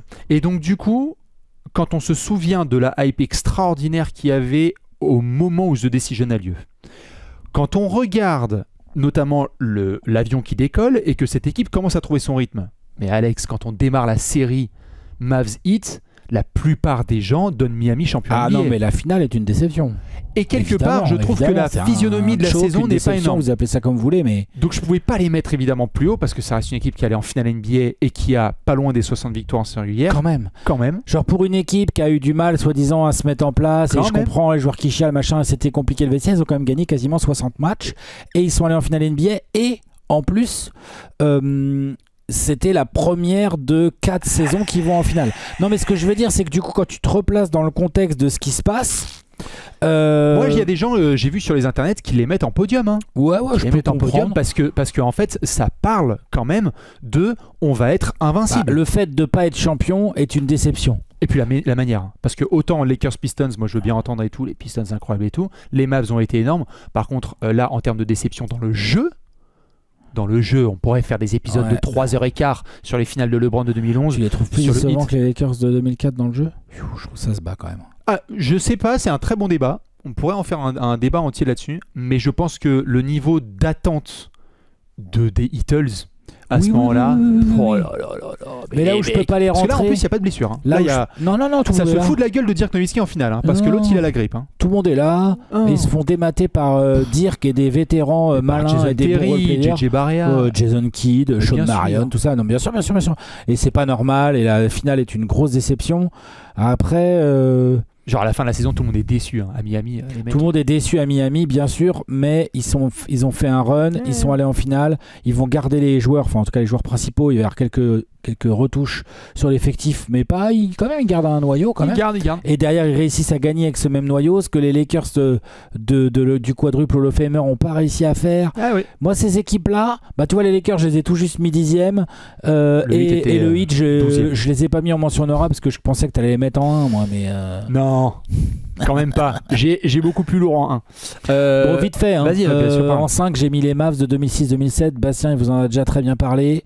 J'ajouterais juste tu as dit effectivement que en plus, les Mavs étaient champions en titre avant, mais c'était supposé, cette saison était supposée être la revanche de ces Mavs de 2006 qui, soi-disant, se sont fait niquer par les arbitres. Et Wade, il a eu trop de lancers. Nanana. Il y avait déjà le FBI à l'époque. Hein. Comment? Il y avait déjà le FBI à l'époque. Et il devait tout casser et tout. Et la régulière, 67 wins et tout. Donc la déception est d'autant plus puissante que non seulement tu t'es censé être en revanche, donc avoir une motivation de ouf. Limite, ça leur serait arrivé après avoir été champion. Limite, la déception aurait été moins grande presque. Là, t'es censé être concentré là sur ton premier tour de playoff. T'es pas censé te faire déboîter par une équipe dans laquelle il n'y a pas d'intérieur. T'es pas censé te faire battre, entre guillemets. Je sais pas comment dire. Cette série, franchement, on a fait une TBNL sur Baron Davis. Moi, j'adore toute cette période des Warriors. Je kiffe et tout machin. Je l'ai bouffé dans tous les sens. T'as l'impression que vraiment la meilleure équipe des deux, c'est les Warriors, genre large. De 3 têtes. C'est un 1-8 inversé. Putain. Ils vont le terminer. Qu'est-ce que c'est que cette affaire? Ça, c'est pas normal. Ces Mavs-là, dans l'attitude sur la série, dans les choix tactiques, dans l'énergie et l'intensité défensive qu'ils mettent et tout, c'est une honte. Ah, c'est chaud. Une honte. C'est une grosse déception, ces Mavs-là. Il ne faut pas les sous-estimer. Ouais. Il n'y a pas une franchise avec un meilleur bilan qui fait pire. Pour vous donner un peu de contexte, vous venez de vivre la saison du Thunder, la précédente. 68 wins, ils ont eu le Thunder? Ouais. 68 wins. Imaginez, ils se font sortir au premier tour par les Grizzlies. Voilà, c'est ça, 4-2. Bravo Ja Morant. Hein. Mais non. Mais t'imagines, le Thunder, là, on aurait fait le free throw merchant. Super Shaggy Juice. Ouais, super. Bah tu vas prendre ton MVP en tongs. Ah bah chez Tom Green, Ouais. Bah ça c'est sûr. Super. Ah bah Jaren Jackson dans la poche. Ouais. C'est sûr qu'on aurait fait ça. Faut bien comprendre le délire. Donc là vraiment cette défaite au premier tour là, les Mavs pour moi c'est je suis d'accord. vraiment on souffle fort. Et bah allez, on va passer en place le top 4 là moi j'ai eu du mal à me décider. Il y a tellement de beaux clients. Moi je vais sur un peu la thématique de ces Mavs. Hein. Les Knicks de 2014 et moi j'ai les Sonics de 94. Alors je vais commencer parce que moi ça, il me semble que c'est mon 3. Oh. Oui, c'est mon 3, les Sonics, donc on pourra en parler ensemble. Vas-y. Ah oui, c'était podium chez moi. Ah c'est marrant, les Knicks, tu les as? Ah ouais, les Knicks de 2013-14, mec. Tu vois, le meilleur front de courte de la ligue. Carmelo Anthony, Amar'e Stoudemire, Tyson Chandler. Peu de temps avant, défenseur de l'année. Le Stoud, voilà. Il faut une bonne régulière, non? Comment? Il faut une bonne régulière, non? Ils vont pas en play-off, mec. Ils vont pas en play-off. Ah oui, la 14, non, c'est la 2012-13. Oh la vache. Je te parle de la 13-14, moi. Non, la 12-13, tu vas en demi de conf. Oui, tu te fais sortir par Indiana, non? Par Indiana, qui derrière se fera fumer par le Jason Heat. Kidd prend sa retraite et devient coach. T'as fumé les Celtics avant. Qu'est-ce qui s'est passé en 13-14? Je te dis pas que c'est pas décevant peut-être pour certains fans des Knicks, la 2012-13, mais moi, vu de l'extérieur, je dis c'est peut-être. C'est marrant, elle me marque pas du tout cette équipe. c'est Bargnani, Schumpert, Tim Hardaway Jr., derrière Melo, Stud, Chandler, avec Gérard, il y a encore Gérard. Gérard, l'année d'avant, il est 6e homme de l'année, je crois. C'est l'année d'avant, je crois. Fais voir, attends, je vais regarder. Il me semble. Oui. C'est une équipe coachée par Mike Woodson. Oui. Tu te rappelles pas? Bien sûr, si. Extraordinaire. Les gros gifles, les mêmes de Mike Woodson sur le banc. Et ça gagne. Bouge pas, j'arrive. 37 wins, si je dis pas de bêtises. Voilà, les Knicks. Je suis vachement étonné, pourtant, il y a Melo en Tu vois leader. les Nets en 44-38, là, dont j'ai parlé tout à l'heure? Oui. Les Knicks sont derrière. C'est beau. Les Knicks sont derrière. Mais les gens étaient hype sur ces Knicks, je me souviens pas. Quand même, hein. Le front de courte est monstrueux. Melo, il est quand même. Moi, je me souviens pas qu'on en parlait comme des contenders attendus, quoi, tu vois. Melo, il est dans les classements MVP. Il est combienième du classement MVP? 15e. Il est All-Star. Il est top 30. Le Stud joue quand même 65 matchs, mais c'est la grosse déception. Le Stud, il est en 12-5 cette année-là. Il prend des baignoires de pinard et tout, c'était des buts trash talk. Déception de ouf. Ouais. Gérard tient son rang. Tyson Chandler, on se rend compte qu'il commence à être sacrément bien cramé. Et après, je te dis, Bargnani, Schumpert, Tim Hardaway Jr., je me demande si c'est pas sa saison rookie. C'est sa saison rookie, il est très bon rookie, ouais, si. Ouais, voilà, c'est ça. Et tout. Et donc, cette équipe-là, moi, je dis pas qu'on les mettait dans les contenders. Par contre, pas de playoff, les gars. Pas de playoff, c'est chaud. Est-ce que c'est l'équipe des Knicks la plus décevante? En fait, c'est ça, moi, qui m'intéresse. C'est qu'il y en a eu un. Attention, les Knicks aussi. Après, j'avais aussi, mais j'ai un peu moins bien identifié le contexte, donc j'ai plutôt préféré mettre cela. Mais j'avais en balance, parce que j'allais pas mettre plusieurs équipes des Knicks, j'avais en balance les Knicks de 2005-6, je crois. Les Knicks de Isaiah Thomas, General Manager. Avec Del Curry, la plus grosse masse salariale de la ligue, qui fait le 27e bilan ou je sais plus combien, enfin bref. Avec des affaires un petit truc un petit peu sympathico. Donc je les avais en balance avec ça. Mais après, je suis retombé sur ceux-là qui sont plus récents. Tu vois, ils ont viré Jérémy Lin parce que Melo, ça le faisait chier. C'est ces Knicks-là, tu vois. Genre, on file les ballons n'importe comment. Le Stud, il se plaint à demi-mot que c'est vrai que c'est un peu compliqué pour lui de revenir parce qu'on lui file jamais la balle et il trouve ça un peu dommage. Ils ont plus vraiment de meneur pour jouer les pick and roll avec Stud. Donc on est sur un jeu d'ISO de demi-terrain. Ah, mais c'est Phil Jackson le GM. C'est Phil Jackson le GM qui te dit les 3 points c'est de la merde. Mike Woodson au coaching. Enfin, franchement, ces Knicks-là, ils sont dans le genre déception, ils sont bien sérieux. Puis il n'y a pas de playoff, mec. Hein. Il n'y a que 37 wins. Hein. Moi, je veux bien l'avis des fans des Knicks ou ceux qui ont vécu ces époques-là. Est-ce que c'est l'équipe des Knicks la plus décevante? Je sais pas. Pour moi, ça se discute. Elle t'est revenue en tête. Pour moi, ça se discute fort. Eh ben écoute, tu vas pouvoir mettre ton numéro 3 parce qu'apparemment, on a. Ouais. Il va falloir parler des Sonics de 94. Alors là. Bon, là, hashtag comme les autres, comme les Mavs, comme les Spurs dont Alex a parlé, hashtag 1-8. Tu fais une saison régulière de fou malade. Non mais là, les Sonics, tu peux tout te permettre. Nate McMillan, meilleur intercepteur de NBA, il y a Gary Payton, il y a Sean Kemp, il y a George Karl. Aller jouer les Sonics à Seattle, c'est un enfer sur terre. Possible. C'est un enfer sur terre. 63 wins. J'ai envie de... Tu sais quoi? Hop là, regarde, je vais même pas me faire chier. Je vais faire un geste et les gens, ils vont tout de suite comprendre. Cette célébration, elle aurait pas dû avoir lieu. et on la kiffe, cette célébration, c'est pas le sujet. Elle n'aurait pas dû avoir lieu. Denver qui sort en 8. Attends. Tu mènes 2-0. Tu mènes 2-0. Non. Tu mènes 2-0. Tu perds 2 fois chez les terribles Nuggets de LaFonso Ellis, Robert Pack et il y a Brian Stitt. Il est encore là, Brian Stitt? J'allais vérifier. Robert Pack et LaFonso Ellis, mec. Putain, mais ça, c'est beau. Attends, ouais, il est là, Brian Stitt. Moi, j'aimais bien Brian Stitt, moi. Et je l'aimais bien, mais... Il y a Jeune Mahmoud, Abdul Raouf. Il y a Mahmoud Abdul Raouf, bien sûr. Il y a Rodney Rogers sur le banc. Papa de gauche. Robert Pack, c'est le meneur titulaire. Enfin bref, plein de choses comme ça. Mais c'est pas normal. Tu mènes 2-0, tu viens de faire 63 wins, t'as une attaque de feu et t'as une défense de malade. T'as Sean Kemp, Payton, comme a dit Bastien, Nate McMillan, machin et tout. Des gens vont me dire c'est le plus gros upset de tous les temps. Moi, je peux tout à fait être d'accord avec ça. Et donc, du coup, c'est une des plus grosses déceptions de tous les temps aussi. Ouais, de l'autre côté. Clair. Évidemment. On est complètement d'accord. Franchement. Non, les Sonics. Non, c'est interdit. Ça doit pas exister. La célébration, elle doit pas exister là que t'as fait. Je suis d'accord. T'as quoi en 3, toi? Là, du coup, je vais pouvoir être précis par rapport à l'occurrence que tu avais mise tout à l'heure. Pardon, mesdames et messieurs, choisissez vos crus. Mais alors là, moi, le mien, ça se déguste avec un plat bien chargé. Les Clippers de 2020. Alors, vous pouvez prendre... T'as pris 2020, toi. Vous pouvez prendre tout ce que vous voulez. J'ai bien farfouillé nos amis les Clippers. Vous pouvez prendre les Clippers 2016. Aussi. Oh, on s'est fait sortir par les Rockets la saison précédente en 4-3. Josh Smith, Ray Brewer. Tu reviens. Les Rockets de Kevin McHale, là. Les Rockets de McHale. Tu reviens avec des intentions très fortes, Alex. Chris Paul est dans la discussion MVP. DeAndre Jordan, il est quasi défenseur de l'année. Les lobes. Ouais. Jamal Crawford est 6ème de l'année. On ne va rien laisser passer. Bon, tu te fais sortir au premier tour par les Blazers. C'est vrai. Avec des blessures de fou malade. Oui. Mais quand même. Bah, les blessures toujours au bon moment, hein, c'est les Clippers. Ah, les Clippers, voilà. Donc, vous mettez ce que vous voulez. Et comme tu l'as dit, les Clippers, j'ai commencé à faire, vous voyez, je suis rentré dans les dossiers, je me suis dit, il y a du choix. Hein. Sur les Clippers de Kawhi et Paul George, qu'est-ce qu'on peut faire? Qu'est-ce qu'on peut prendre? Mais pardon, 2020. Alors, certains vont me dire, oui, mais c'était la bulle. Parlons-en de la bulle. On vient de récupérer Paul George, qui est parti du Thunder, pour récupérer et faire un duo extraordinaire avec Kawhi Leonard qui vient d'être MVP des finales avec les Raptors. Choc par les Nuggets là. J'y viens. Calme-toi. J'y viens. Gourmand, laisse-moi démarrer. L'été précédent, début de Zion Williamson, le même soir, tu as le transfert sismique de Paul George avec tout le monde qui suit les SUV de Kawhi Leonard et on a le nouveau duo Jordan et Pippen. Ouais. Et ils envoient quoi en échange? Ça va être Jordan contre Paul George, ils envoient quoi déjà? Comment il s'appelle le mec, le jeune là? Ouais, 3 lettres là. Avec Shai Gilgeous Alexander là. Et Danilo Gallinari. Et des pics jusqu'à la vidéo, elle l'a dit à 7 ans. Il y a encore des pics.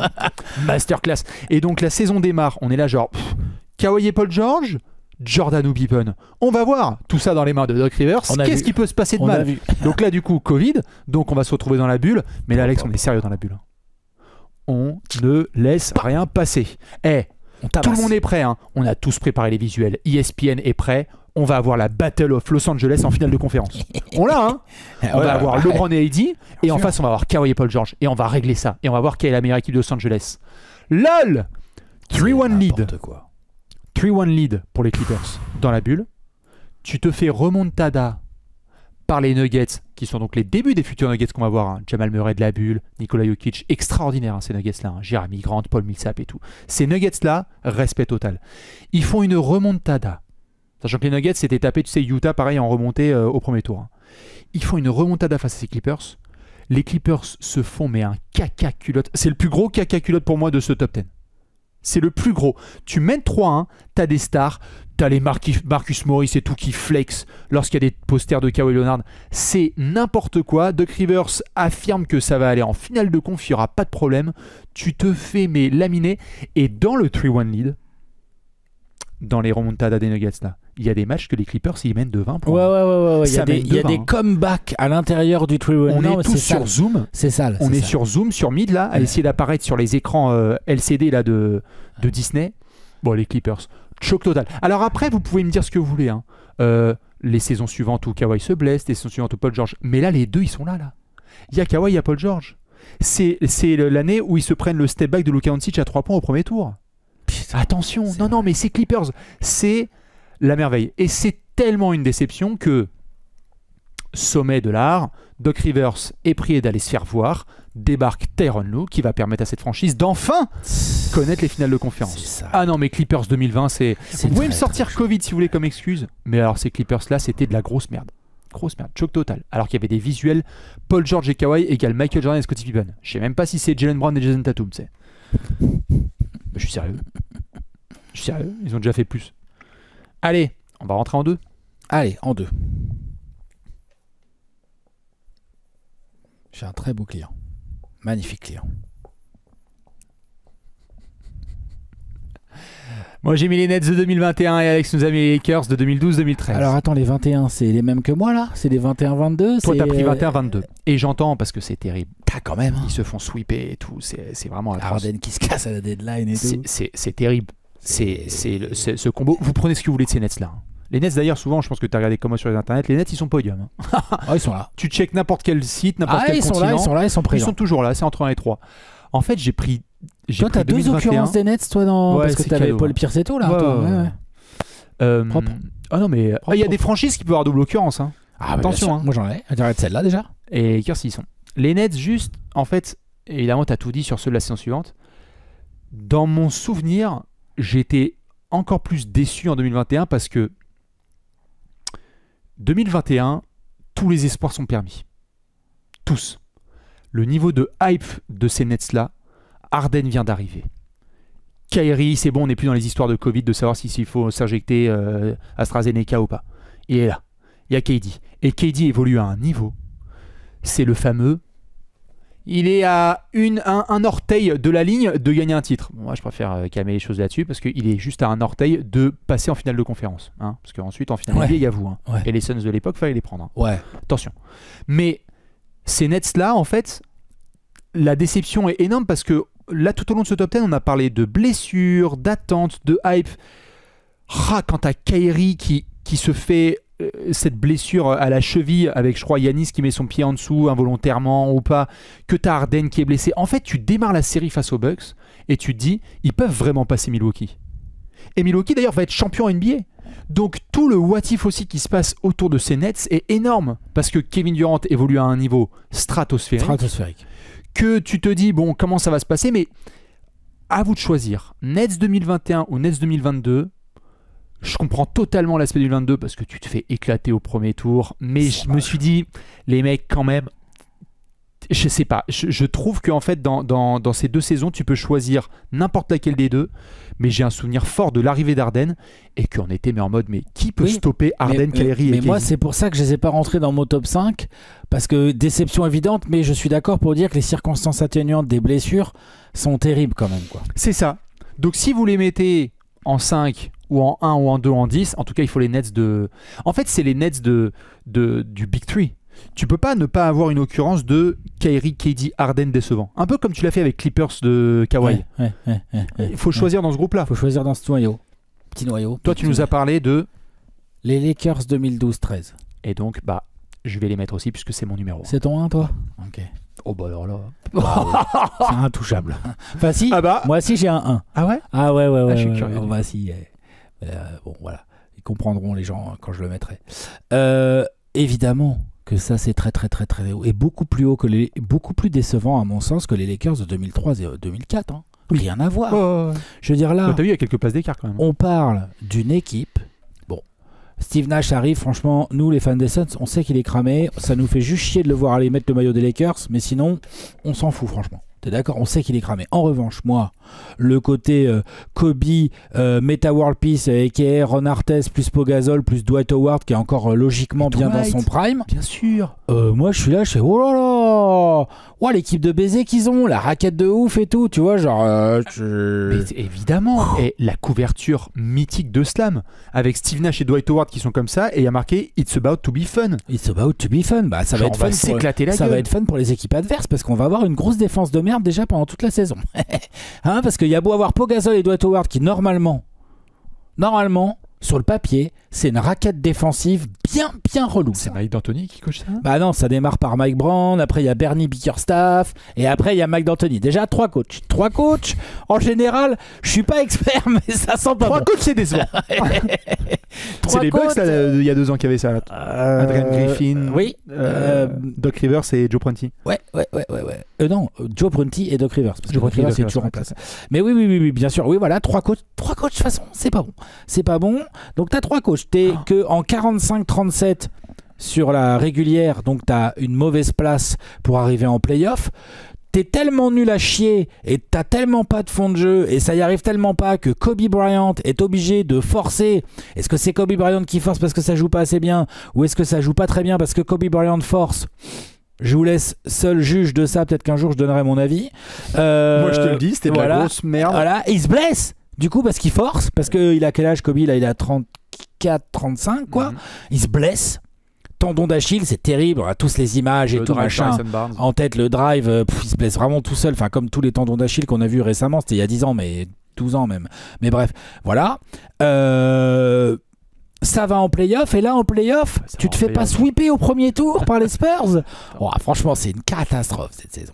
Catastrophique. Moi je les ai mis en 1 parce que c'est la totale. Parce que l'attention médiatique est hors norme. C'est-à-dire qu'on se dit wow, mais pareil, on va remettre des Hall of Famers. De toute façon, en 2004, ça a bien marché. On est allé jusqu'en finale NBA. Bien sûr. Ça va marcher. En plus, on disait les gars, non mais Kobe, il lui faut un meneur là. On va prendre Steve Nash. Let's go. Et puis là, avec Dwight, c'était pas, avec Andrew Bynum, c'était pas possible. Dwight, c'est bon. Dwight, on l'a là. Et d'ailleurs, ça se passe tellement bien avec Dwight Howard chez les Lakers que Pepper, après, il va chez les Rockets. C'est-à-dire que c'est une débandade absolue. Après, on a du transfert pour Pau Gasol. C'est n'importe quoi cette saison-là. Le bordel absolu. Et c'était les tout débuts de Trash Talk. Et alors là, je peux te dire que moi, je me suis bien marré. Parce que là, c'était simple tous les jours. Je craquais mes doigts, j'ouvrais le clavier, je faisais Alors, qu'est-ce qu'ils ont fait les Lakers? Alors, qu'est-ce qu'on va faire? Ah bah tiens, un match où les Lakers gagnent à Indiana sans Kobe. Et alors là, tous les titres. Est-ce que Kobe est un cancer dans l'équipe des Lakers? Ensuite, Dwight qui se fait masteriser le cul par Tim Duncan au premier tour. Duncan qui se marre sur la table de marque pendant que Dwight prend sa 6e faute. Non, mais ils se font démater de tous les côtés parce qu'en plus, bah, du coup, sans Kobe qui est blessé, enfin bref. Terrible. Qui t'a mis en 1? Ah ouais? Ouais. Ah, c'est l'équipe la plus décevante de tous les temps? Moi non, mais ok. C'est mon classement. Ouais, voilà, c'est ton tien. Ouais. Ouais. Moi, je sais pas, j'avais pas d'attente. En fait, j'ai bien précisé 2024-25 et je parle pas que de la saison. Je parle des 2 années civiles un peu. Ah. C'est-à-dire que j'aurais pu mettre les Suns de 2023-25, ça serait peut-être plus précis. En 2023-24, après les playoffs 2024, d'ailleurs, on fait un apéro ici même sur ces canapés où je suis très énervé. Les Suns viennent de se faire sweeper par les Wolves. C'est marrant, KD, c'est souvent décevant. Ouais. En plus, là. Courage aux fans de Houston. Ouais, bah, en toute honnêteté, c'est quand même pas le premier mec que je vais jeter au bûcher. Il a de ses responsabilités, évidemment. Attention, dans les Suns, là. Hein. Mais c'est pas le premier que je vais jeter au bûcher, franchement. Toi, tu jetterais KD d'abord? Franchement, non, pas moi. Non. Vraiment pas, je commence pas du tout par lui. J'aurais pu mettre, je vais le mettre d'ailleurs. Je vais mettre 2023-25, comme ça sera plus précis. Disons qu'en 2023-24, 2 ans de rage quit d'Alex. Les gens vont me dire, oui, mais il y a 49 wins et tout. Il y a 49 wins, ouais, bravo. Mais tu te fais sweeper en playoff derrière. Et puis le jeu est dégueulasse. Oui, et juste avant de te laisser faire cet explicatif, je pense juste faire un clin d'œil aux gens de la commu parce que franchement, sur ce span de 2 ans, la notification vidéo YouTube qui sort sur la chaîne Trash Talk avec les Suns, les gens ils étaient comme ça. Alors le sang, mais oui. Est-ce que Alex va se vénérer? C'était incroyable. La vérité, c'est que la merde. T'as une super team. Oula. Sur le papier. Ouais. Sur le papier, quoi. Qui donne rien du tout.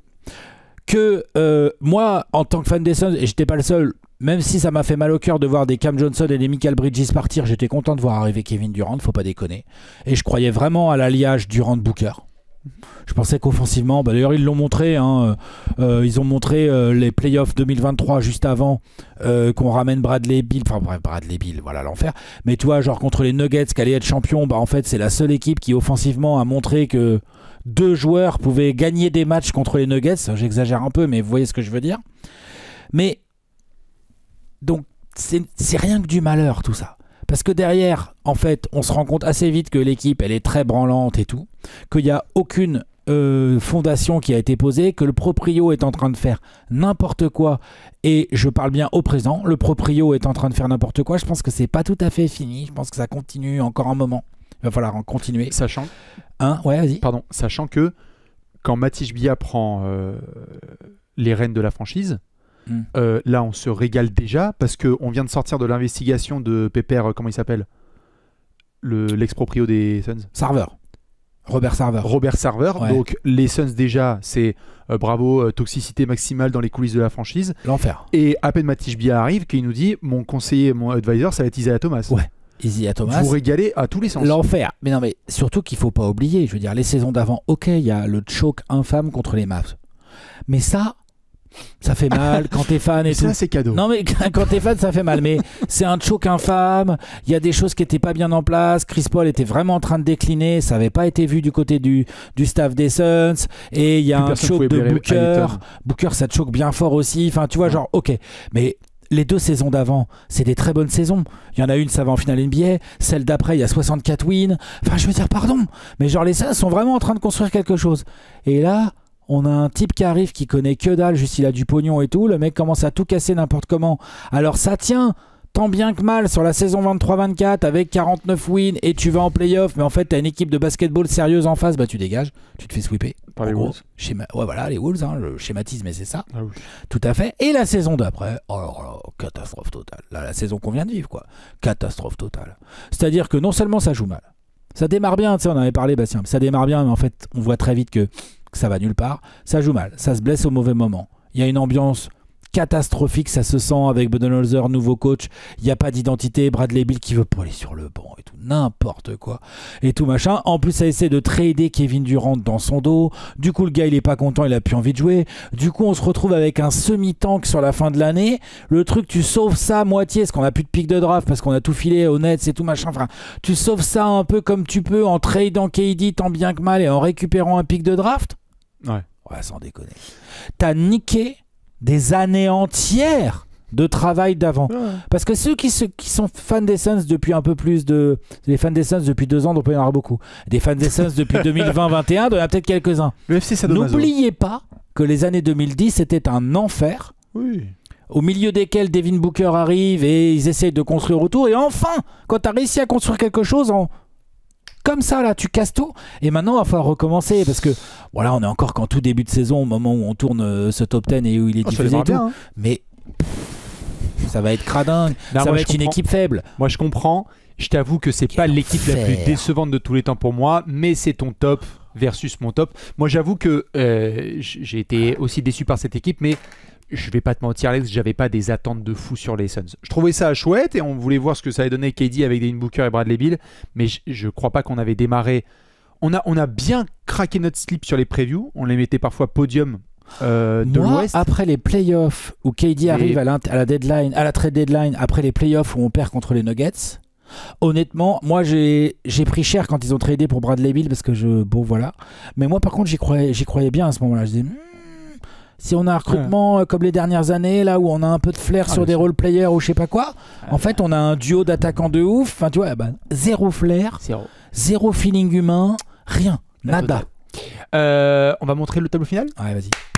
Le tableau final donc, merci mon cher Léonce, avec le top 10 des équipes les plus décevantes de tous les temps. Dites-nous, vous, qui est votre numéro 1, ou ne serait-ce que votre podium. Est-ce qu'il y en a où vous êtes d'accord avec le classement d'Alex ou de Bibi? Il y a aussi des mentions, des équipes qui n'ont pas été discutées. Je sais que pour les OGs, on aurait pu parler évidemment des Lakers du début des années 70. Attention, quand il y a les 3-3 et qu'ils se font sortir par les Knicks en finale NBA, où on avait aussi les Sixers de 84 qui auraient pu faire le triplé. Il y en a qui vont mettre les Rockets de Barclay, Hakim et Drexler. Absolument. J'avais mis aussi pour certains Thunder 2012, des Cavs 2010. Attention, Shaq et les LeBron. Cavs 2009-2010, moi je pensais que tu les aurais en fait. C'est pour ça que ils sont dans mes mentions. Moi, dans mes mentions honorables, clairement. Parce qu'il y a pas que du mauvais, mais il y a déception en fait. Il y a déception. Il y a déception globale. Et donc du coup, ce qui est bien avec ce top 10, c'est est-ce qu'on aura une équipe de cette saison qui va rentrer dans ce classement par rapport aux attentes qu'on a? Attention. Qui a le profil?